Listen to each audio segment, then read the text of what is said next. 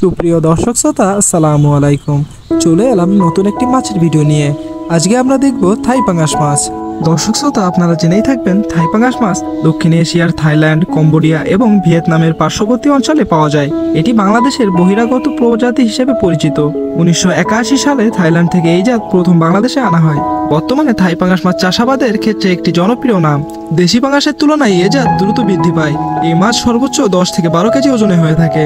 এদের প্রধান খাদ্য ক্ষুদ্র উদ্ভিদকণা ফাইটোপ্ল্যাঙ্কটন ও প্রাণীকণা জুপ্ল্যাঙ্কটন। ছোট ছোট মাছও খেয়ে থাকে। তাছাড়া বিভিন্ন সম্পূরক খাদ্য হিসেবে যেমন কুড়া, ভুসি এবং ফিশমেল ইত্যাদিও এরা খেয়ে থাকে। উৎপাদন খরচের তুলনায় আয় প্রায় দ্বিগুণ হওয়ায় অনেকেই এই মাছ চাষে আগ্রহ দেখাচ্ছে। বর্তমানে দেশে বছরে প্রায় 2 থেকে 3 মেট্রিক টন থাই পাঙ্গাস চাষ হচ্ছে।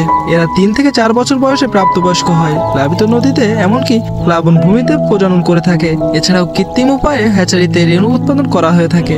এই মাছ অত্যন্ত সুস্বাদু হওয়ায় মৎস্যপ্রিয় মানুষের কাছে বেশ জনপ্রিয়। বাজার মূল্য বেশ ভালো ও সহজে পোনা পাওয়া যায় বলে মৎস্য চাষীদের কাছে বেশ লাভজনক একটি চাষের মাছ। তাই তো থাই পাঙ্গাস মাছ চাষ করে চাষিরাও অল্প সময়ে দেখছেন লাভের মুখ।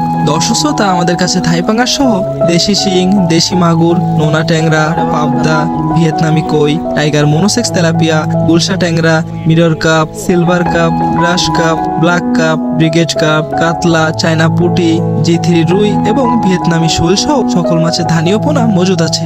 ছোট বড় সকল সাইজের পরিমাণ মতো ধানীয় পোনা দেওয়া যাবে। আপনারা চাইলে আমাদের কাছে এসে সঠিক পরামর্শ অনুযায়ী আপনাদের প্রয়োজন মতো ধানীয় পোনা সংগ্রহ করতে পারেন ও মাছের রোগবালাই প্রতিকার সংক্রান্ত পরামর্শ এবং মাছ চাষে আধুনিক পরামর্শ আমরা দিয়ে থাকি। আপনাদের যদি থাই পাঙ্গাস মাছ সহ যে কোনো মাছের ধানি বা পোনা লাগে তাহলে সরাসরি যোগাযোগ করুন স্ক্রিনে দেওয়া নাম্বারে। এছাড়াও আমরা দিচ্ছি হোম ডেলিভারির সুব্যবস্থা। আমরা প্রতিনিয়ত এই মাছের পোনাগুলো পৌঁছে দিচ্ছি বাংলাদেশের প্রতিটা জেলাতে। আপনি যদি চ্যানেলে নতুন হয়ে থাকেন তাহলে মাছ সম্পর্কিত নতুন নতুন আপডেট পেতে চ্যানেলটি সাবস্ক্রাইব করে সাথেই থাকুন। ধন্যবাদ।